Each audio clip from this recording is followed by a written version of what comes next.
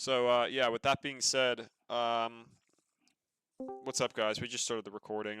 I was just talking about like all my positioning as of lately, and we're gonna hit a little market scan here, go over everything in terms of like data, the April 7th Vanna Charm return into the April 17th expiration. Obviously, the sell in May, go away type of scenario playing out here with a pump and then a rejection and then the redistribution happening throughout May. Um, So with all that being said, guys, we have a very, very clear sign of outflow, you know, happening in mags. No matter what way you look at it, yes, I'm bullish for the short term. That does not mean anything. It does not mean anything from a much, much bigger perspective. Is tech going to completely fall off of a cliff and die, and everything just dies within the tech sector, and everything underperforms, and everybody loses their money? No, that's not going to happen. That's never been the case. It never will be the case, and ever in the market, never. I'm not saying there's going to be a flash crash. I'm not saying there's not going to be anything like that. But money is clearly rotating out of a chart that looks like this. If you guys are going out and you're looking at the bigger perspective of the changing character, obviously these could see very, very nasty counter trend rallies here from where the trend was established here on January 6th, UTAD, and we could see very strong rips afterwards, right? But you know, being long on rips on tech are just it's the most dangerous game in the world you could really be playing right now. That's why I'm very interested in a lot of these charts like Nvidia and Amazon and whatnot, just because we go over to Amazon, we take a look at Nvidia. Nvidia has that three lower low accumulation look. There's no downside target to really be met. There's one kind of around here at 102.82 or 102 flat, which is off of this major earnings gap progression level. But aside from that, guys, I mean, we have the 1, 2, and the third lower low. And then if you guys tie in really nice confluence over into the NASDAQ and other names in the equity market in terms of mega cap tech, there's some decent risk levels to take advantage of here for just a snapback reversion type of trade. Obviously, this has like the three lower low look. It's a little bit different of a schematic, right? But we got our preliminary footprint here off of the initial test of this gap fill. And then we got two more lower lows that were obviously really nice bases formulating out here for Amazon. And then we got our third low, which is the entirety of this gap fill down into 186.40. That's also a really nice progress area. It's an area of progression essentially from buyers now that are continuously and successfully holding this very large gap down. That was obviously a newly found support here into this next earnings gap up. So it's a progress level. It's also an area where we're looking at the entirety of a gap fill. And if you guys really take a look and you really zoom out here, this also ties in really nicely with a very, very big, large pivot right around here on this weekly spot at 188.65, right? So there's fantastic areas everywhere in terms of risk levels on further dated positioning here. Even on the smaller time frame positioning, this is a fantastic looking chart. So I will be watching Amazon, and I don't think this move is necessarily over just yet. We still have reversion targets here for the upside that extend all the way up into 208.36. Obviously, I do think these targets can be met if my price target for April SPX would be 5,800. So what else can obviously be kind of like that dry, like that name that is just booming? You know what I mean? Because we always want to catch that. We always want to catch a name that's just fucking flying. Um, I think Tesla's quite crowded. We're going to go take a look at Tesla, though. And then we're going to also take a look at Apple, just because of the relative strength that honestly cannot be ignored on Apple. If you guys take a look at the weekly chart here on Apple, nothing really looks too good, but we undercut very, very critical levels in terms of through here from November 4th into the January 21st bounce. That's a very, very large daily level around there, right? And then beneath that, we had this previous like higher low and this low down here that was also undercut. And then Apple started just gaining a ton of relative strength ever since that actually happened. As you guys can see here, March 14th, March 13th are kind of your lows on Apple, right? And if you guys go over to the NASDAQ, you're able to see how March 14th, March 13th, that general area, we're actually relatively red, and then we got like some chop. Well, Apple was actually one of the ones that was kind of getting its leg higher, and then whenever we did get our leg higher in the market, Apple was the one that was actually meeting its daily ATR and whatnot. Obviously, this is not relatively strong in comparison to the rest of tech when you're looking at like a quarterly perspective, but as of lately, it's kind of been that way. Um, we have a really nice inside bar today. We have a lot of compression up here around 225. I might watch that level. I don't know. I'm just bringing this up just to cover the more of the broad market.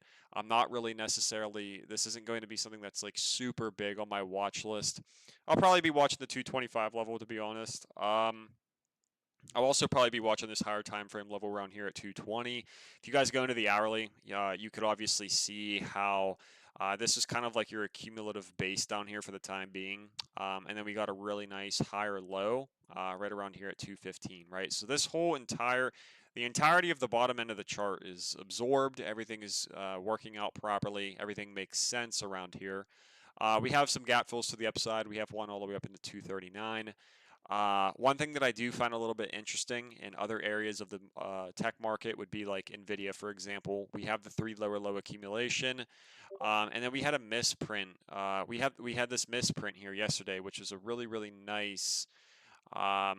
It was a really nice misprint here on the Phantom print. Uh, that did not trade there yesterday, and this is where we had very large dark pool sellers stepping in over here off of 109, like 110, right? And then we also have a misprint all the way up here into 111. So that's why I'm still holding some NVIDIA, and that's why I said 111 is a phantom print. That could be an area where we price obviously pulls and gravitates towards within like 2 weeks. Those phantom prints, it's a phantom print. It's something where price is going to inevitably pull to it. It's a very heavily respected level that has a lot of money behind it. Whenever you see a wick on a chart that looks a little sus, it's typically a bullish type of signal given the context of how this whole entire schematic's actually setting up.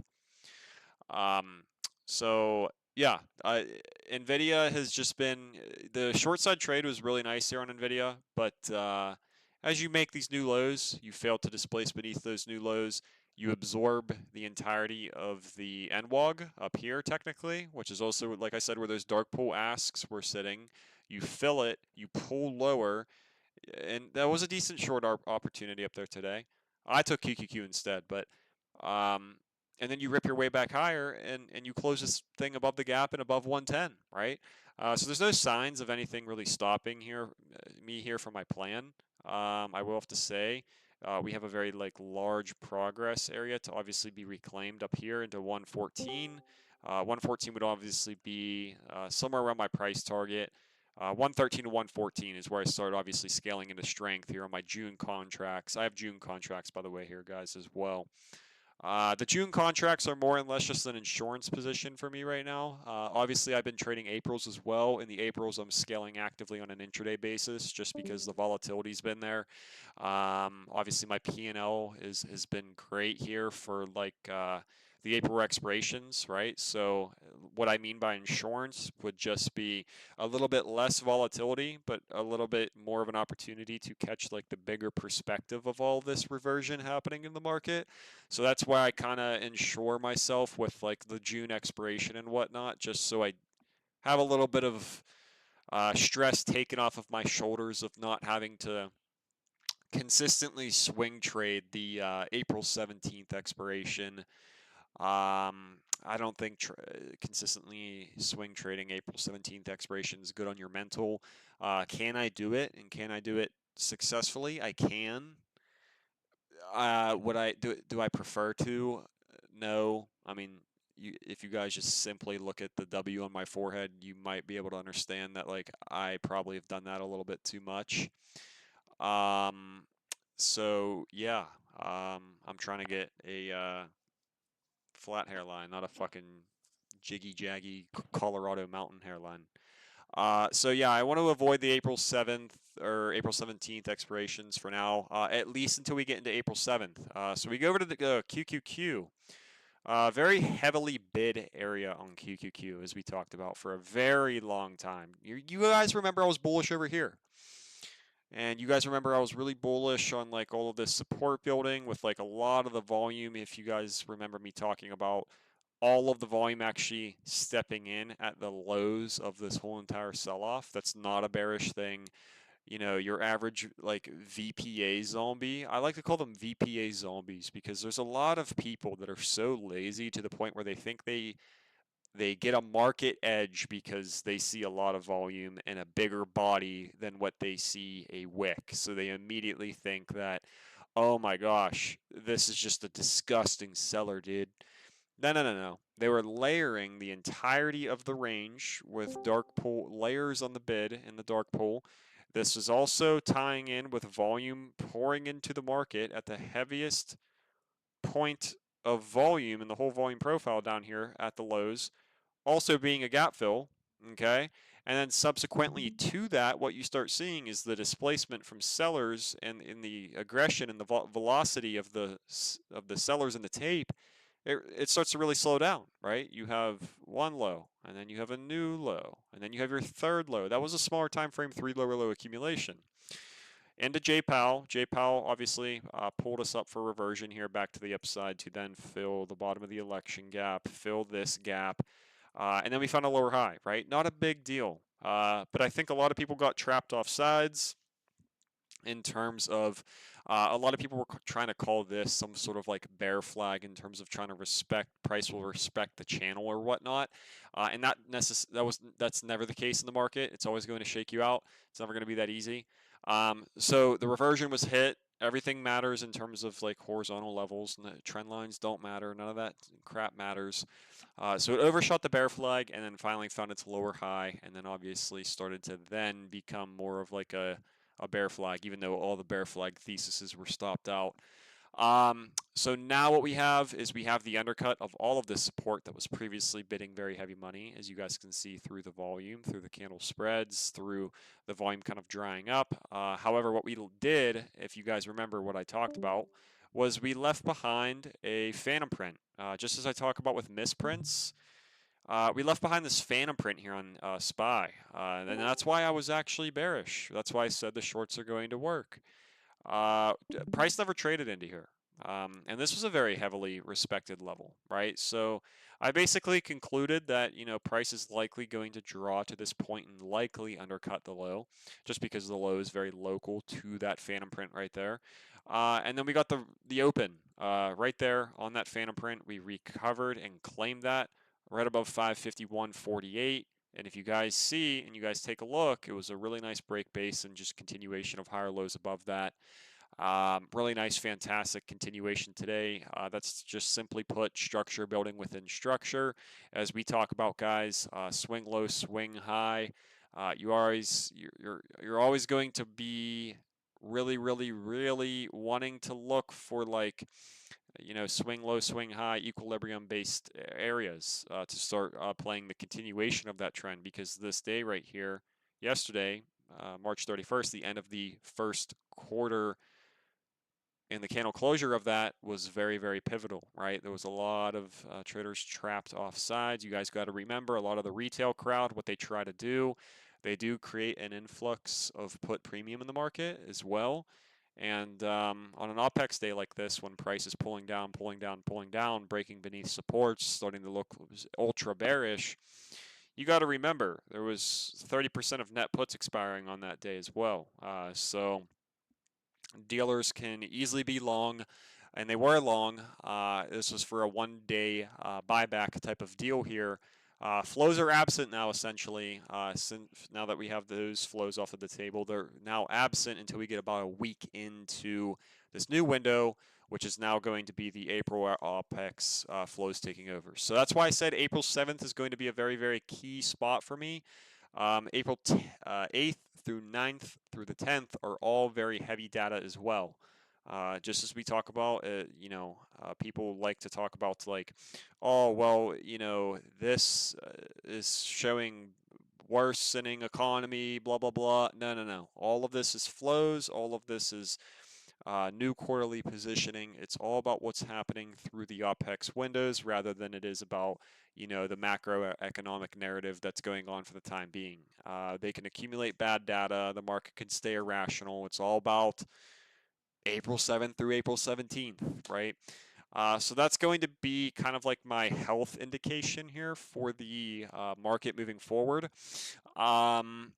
There's not really much more I want to talk about in terms of just the bigger perspective of the market.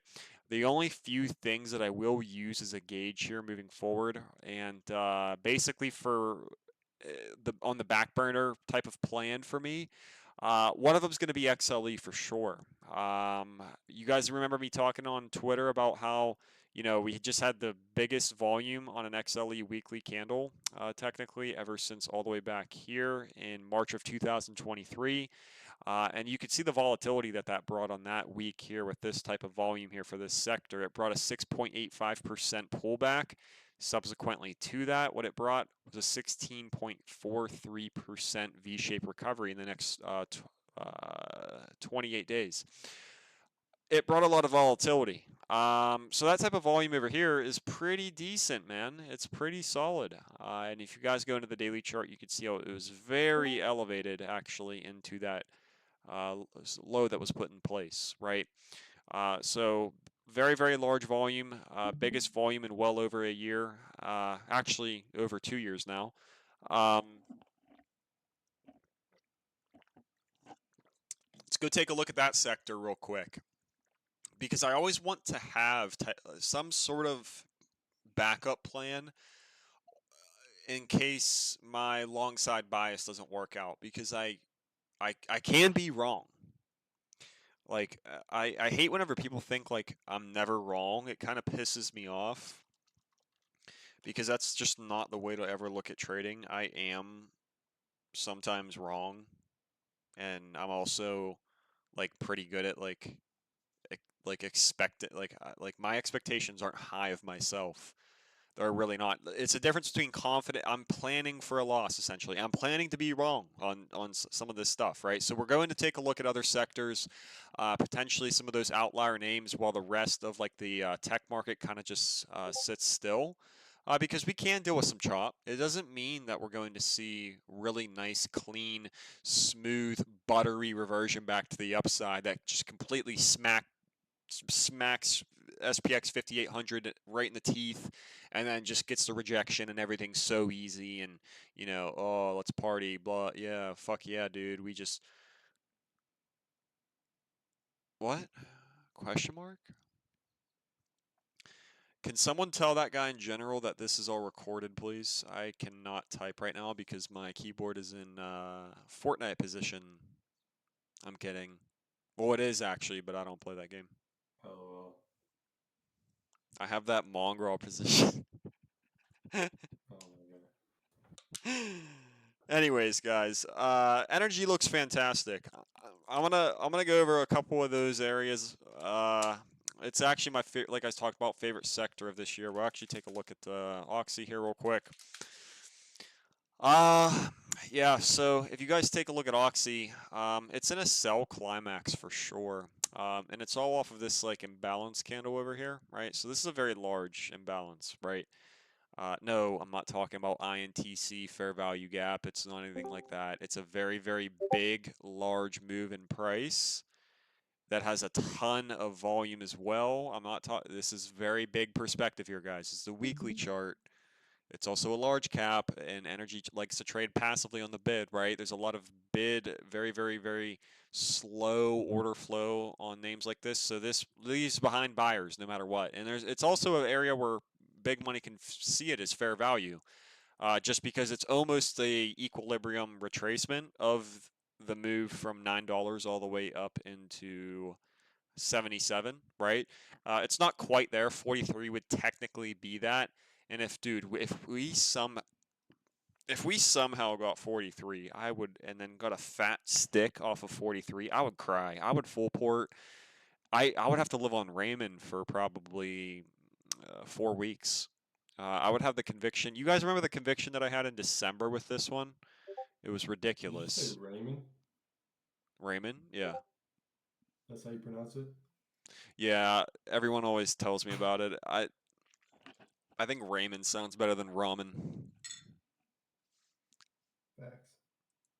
Ramen? Like what the fuck? Um, so yeah, guys, I mean, this is a fantastic looking chart on like the weekly. Um, it's just hard. It's just a little bit hard to like execute up here. I mean, we have an unfilled gap that remains at 54. Just as I was talking about, like it pisses me off when people don't think I'm wrong. I swung trade Oxy like down here at 47, and I said it would hit 54. It never hit 54. That makes the trade even better for the future, though. Um, so yeah, I do like 54. Um, I would really like to see something in terms of like the EMAs holding.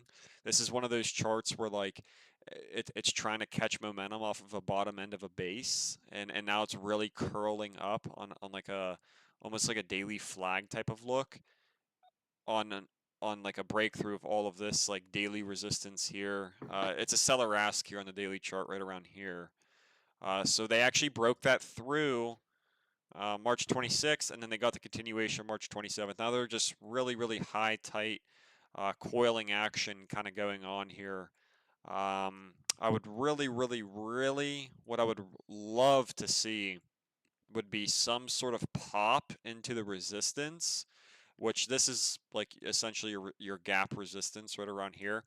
I would like to see some sort of pop up into that point and then like a high tight flag off that resistance without the gap being full. And then this would obviously be a really nice continuation if that were to put in a high tight daily flag. It would probably be a continuation all the way up to 56 with a high tight flag right around that 50 psych. Um, 6 deltas on Oxy would be fantastic.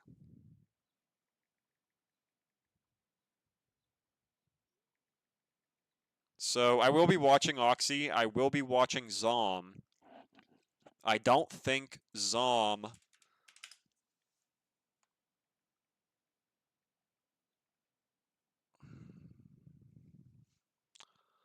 I don't think Zom or I don't think Ox or I don't think Zom is necessarily such a great chart right now by any means. So I'm probably going to lay off of that one. CVX, however, if you guys go take a look at the monthly on this thing, and I talked about this a very long time ago. This monthly chart is ridiculous. I mean, guys, this monthly chart looks like it could be like a 5 minute chart. Um, this is just a unbelievable base here. When you guys are looking at a base that looks like this, that has been in that said base for how many days is that? 1,067 days, and that's, I mean, you could technically take almost 1,100 day base here.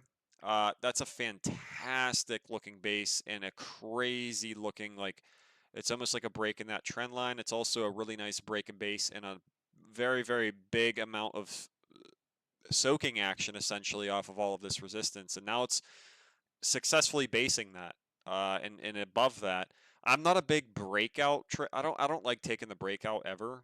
I just feel like I have a horrible fill. But I don't think it really matters with the with where the market's kind of steering in terms of like direction here for the future.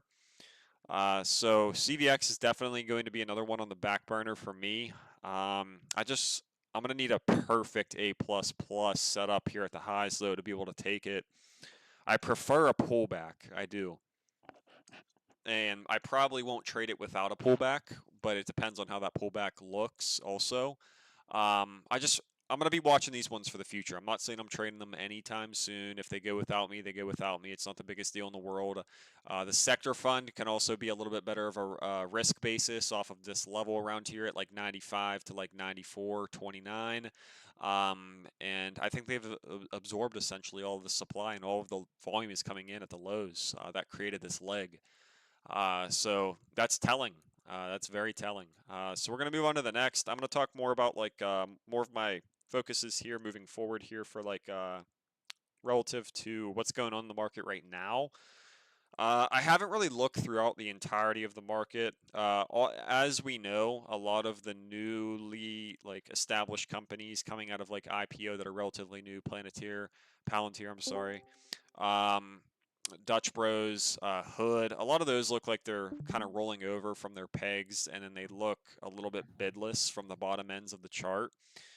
So I'm not going to be interested in any sort of long side trade on like those names moving. We have a really nice phantom print on Costco as well, and a gap fill all the way up to 1,025. If you guys take a look at the weekly, it doesn't really look too hot. I do find this chart pretty interesting, but there's no edge here just yet. I wouldn't mind a pullback in deviation away from that print though. And some sort like I just want to see a lot of consolidation over there in cost. So it's not going to be anything here new. I'm going to go over to my top focuses though, MU being one of those. It didn't get the spring that I wanted it to see, but what it did do is it undercut all of the support. It put in a hammer candle. We still have a gap we're kind of extending away from.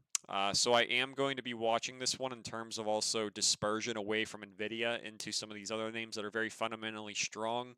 Druckenmiller also just bought this very, very heavily in his fund. So this is a very interesting name here for me moving forward. They provide storage for a lot of these companies as well. So there's a lot of fundamentals that also tie in with the technicals here. What I really wanted to see was all of this liquidity being undercut into the gap fill down here at 81.50. If we could still somehow get that on a sell tomorrow through tariffs, it's going to be a big time watch for me if we get like a red to green intraday ripper from a gap down on tariffs. That would be fantastic. But what I would really like to see would be what I would really like to see would just be really healthy action. Maybe if the tariffs are a dud, and then flows return April 7th, and then we also have data on those weeks as well. If the market reclaims levels and looks pretty bullish leading into that, MU is probably going to be a top vehicle for me for a swing trade. I really do like that.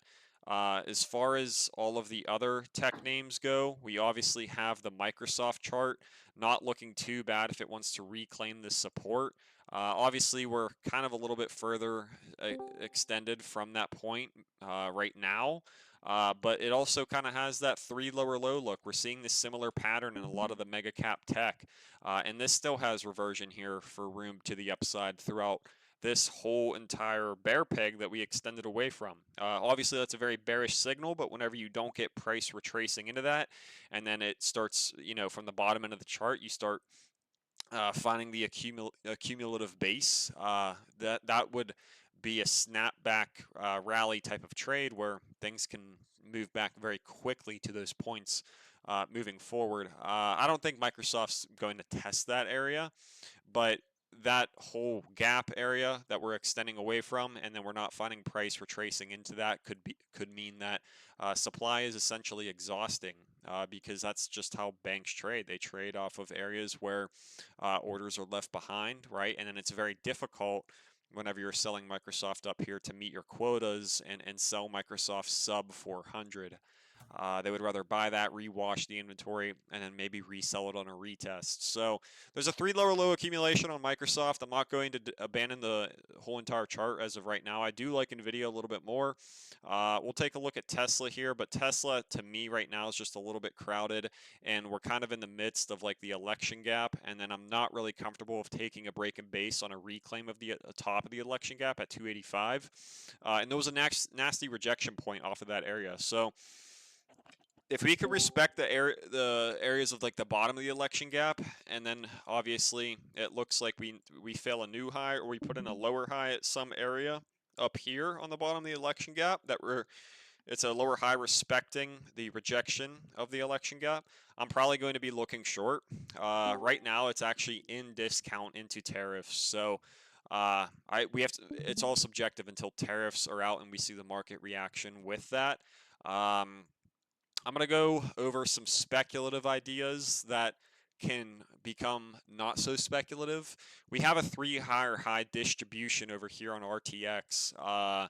Very, very aggressively sold off through this report into the correction into the bottom of the gap. It didn't fill the entirety of the gap. We left behind another gap on a higher low here at 123 flat. And then we have the climactic top potentially happening if demand is really running dry here to then obviously get it through this like double top resistance point. So if you guys are looking at the smaller time frames, you could start taking a look at like if this starts to crack structure, get been like what I would essentially like to see would be like hourly structure failing, which would essentially be this is a gap up over here. So this is technically a gap spot that was actually held as a support.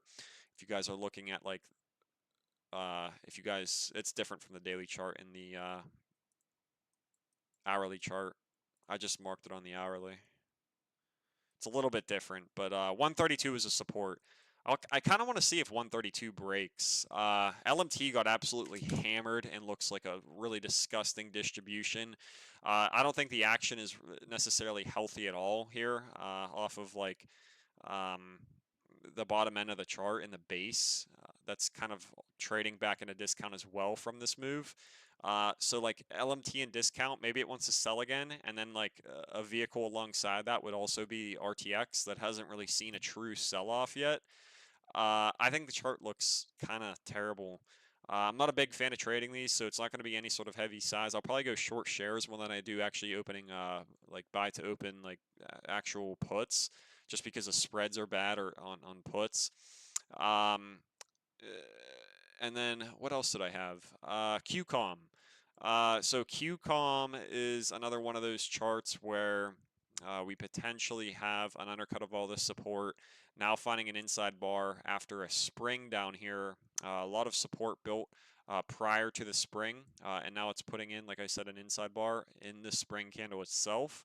If you guys take a look at the hourly chart, it's a really nice looking spring, and then obviously a lot of consolidation here today. If you guys are looking at like the 15, really nice strong close. This can definitely call for some sort of day trade, even some sort of like, I don't really know where the risk level is going to be just yet, and I kind of want to get into tomorrow just to see what the tariffs do. But QCOM does have my interest here for just a snapback, slight little rally. Not really much more to talk about there with QCOM, and it's all subjective, like I said, until we get into the tariffs. But we could go over into, I'm going to take a look at Ford. Actually, no, Rivian. A little bit late to Rivian right now. I'm a little bit late. But dude, the bottom end base action going on, the basing action happening over here everywhere on this chart. All of the volume patterns here on the weekly, the volume patterns down here on the pops coming off the lows. Everything looks really good on Rivian. I need the IV to kind of cool off a little bit, maybe some premium to get chopped up a little bit, and then we'll see what goes on. But didn't fill the entirety of the gap yet. I don't think the trade's really too worth it. I was actually looking at this one for a higher low off of like this candle. But I obviously, we just got a 6% ripper on this one today, so it's not anything too important for me just yet. So yeah, Nvidia is going to be a long side vehicle for me, and then I'm going to see what happens off of 111. The target in terms of like the highest target that we can look for would be all the way up into 114, possibly all the way up into 117, which would be the bottom of the footprint candle. And then we have another little tiny gap up here to fill as well. So that could be a decent trade. And then we'll go over to the indexes now and take a look at those. So with the indexes, guys, what I'm essentially looking for over here would be I want to see the 20-day reclaimed into April 7th is essentially what that's what I'm looking for. I'm going to throw up a 20-day here real quick.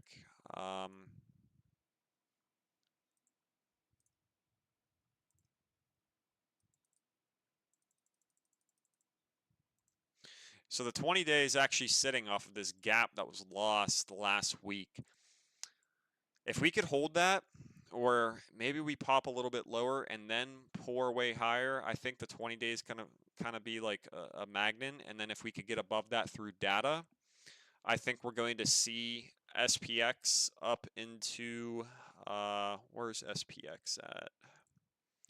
I think we're going to see SPX up into here at 84.50. Reasoning why, we still have a gap up there. Another reasoning as to why that would be the case would be stop rates above this previous lower high, as well as just a retest of probably a very large volume shelf. Not only that, but also a retest of the top of the election gap, as well as the bottom end of like the weekly area of support up here as well. That would be the back test of that weekly support that was created before. It would technically be all the way up here, just because, well, I guess you could take it from like the bottom of this daily candle close, these wicks. That's not a closure, that's a failure of a closure beneath this wick right here as well. So just that general area, like 5,000, 840 would be where my target is before we get into April OPEX. I think that could definitely be the case. If it doesn't happen, then plans abandoned, and we'll just wait and see what happens in terms of, you know, how the chart looks as we creep towards that high. If we do, I think we're going to push towards that high. I really do. Flows are returning, and I do think that we're going to get a disgusting looking May. So with a disgusting looking May, we would likely need to pull back and retrace a little bit more, and pull back into what looks to be some sort of really nice structural lower high happening on the weekly. So yeah, that's what I'm looking at over there with SPX. If we go over into XLF now, basically what I'm looking at over here with XLF would be kind of health back towards a pop into this resistance again. Banks are a driving leading indication here for me moving forward. Like I said, and like I've always said, typically you do not have to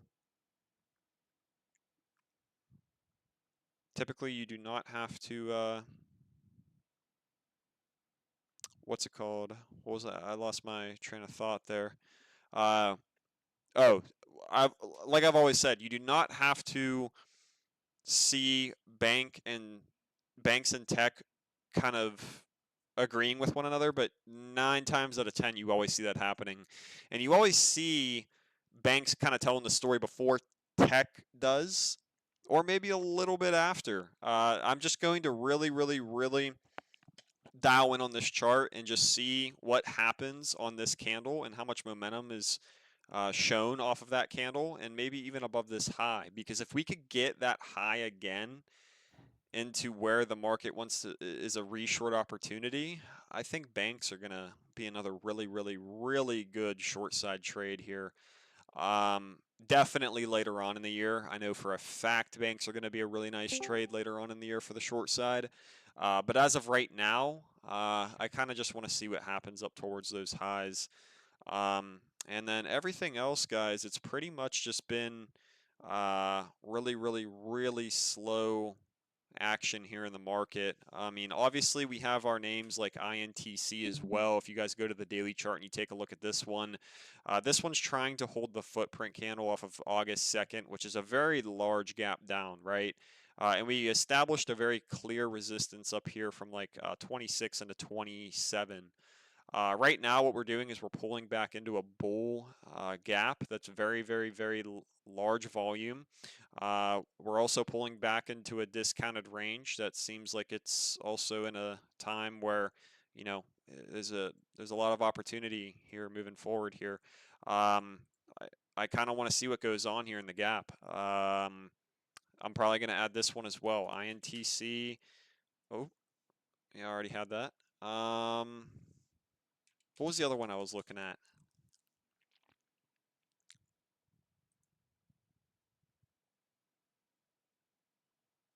INTC. I'm going to go through here and just take a look at some of these other names. I think Nike can honestly be in a terminal shakeout, but I'm not going to be like Superman and try and like guess what's going to happen over there just yet. Just as we talk about with the parabolic short, Lulu's eventually going to be that if we keep bleeding. Disney. Thank you, Gage. Disney was one that I also really found interesting. This is in a discounted range as well here from a very big accumulative weekly base. Obviously not the strongest character on this leg lower. So it's not a super high conviction trade for me just yet here, but if you guys go to the daily chart, I'm just basically pulling fibs from swing low, swing high, taking a look at like the 618. This is also a gap fill. Really nice inside bar here today. I would rather scale into momentum a little bit here rather than trying to play with fire here on a name that hasn't really shown a true strong bid. It's kind of why I like a name like MU a little bit more, just because of the reliable risk levels, just because of the compression in the chart, the path of least resistance from the upside, the gaps we're extending away a little bit from, as well as the potential for a very disgusting spring action happening into the entirety of a gap fill. If we get that, that's fantastic. If we don't, we don't. And everything I could be talking about right now, guys, can just go to the shit show. Can go to a complete shit show. Market can transition risk off, and we could get another consumer pop, and I'm going to be able to read that based off of everything going on in terms of tech. So Tesla's probably going to be a short side idea for me. Tesla probably short side on a pop or a lower high at some point. Microsoft maybe a long for the future. Amazon obviously a long, and one of my top focuses in the Mag 7. And then everything else does not look good. There's no risk levels anywhere on any of these. Tesla can easily turn into a long in an instant. Apple I'll probably keep on the back burner. QCOM right now, potential for a spring, but not confirmed yet on this base. Everything else, INTC obviously would need to find a strong buyer here that's committing to this hammer candle and then continuously bidding into the new lows that are created into the gap. Maybe this pulls back and fills the entirety of the gap, and that would be a fantastic trade. Don't know just yet. This is a 14% gap up with 243 million volume traded and a lower volume retracement into that gap. So the chart does look good, but timing over there is everything. So not anything too telling just yet. I'm going to see if we get a gap up on gold tomorrow. Parabolic short idea, if you guys don't know, it's a breach of like the upper trend line. It's daily extensions. How many daily extensions, ATR extensions, are we trading away from the 200 day? We're getting a lot of breakaway gaps, 3 consecutive breakaway gaps above the 200 day. Really nice action going over here, and the heaviest volume that we've actually ever seen within this name since all the way back here in 2024. So this is a very notable chart in my opinion in terms of looking for the parabolic short setup. And that didn't play out entirely to perfection, and those targets were not entirely met. I mean, yes, we did almost breach the gap. Obviously, there was a sign of cutting this one on volume coming in towards the lows and like your 15-minute hammer and whatnot. But if we could get a gap up, I'm very interested in this one moving forward. So, yeah, gold parabolic short type of focus here moving forward. Everything else, if we bleed hard, my ideas will probably shift a little bit more if we bleed really badly. So I'll talk to you guys in the morning on pre-market, but that's all the charts. I just wanted to cover those real quick. I'll post a trade recap on everything that I did today. And like I said, April 7th through April 17th is definitely the window, and I want to see how structure sets up on the indexes into that. And we have a lot of data next week. So right now, I'm kind of glad that I'm cash aside for the June swings that I picked up yesterday on the gap down. So I almost have like a risk-free position going on over there, unless we completely get shit on. So with that being said, this can be a total IV crush. I know we could take advantage of like an intraday move tomorrow and some positioning after a big crush. Or we could take advantage of like the data sets next week with like an NWOG week. Yeah, it ultimately all comes down to that April 7th through April 17th window. So the scan's going to be pretty boring for right now. So yeah, that's all I'm really looking at. I'll talk to you guys tomorrow for the workshop Wednesday. I'll see you boys.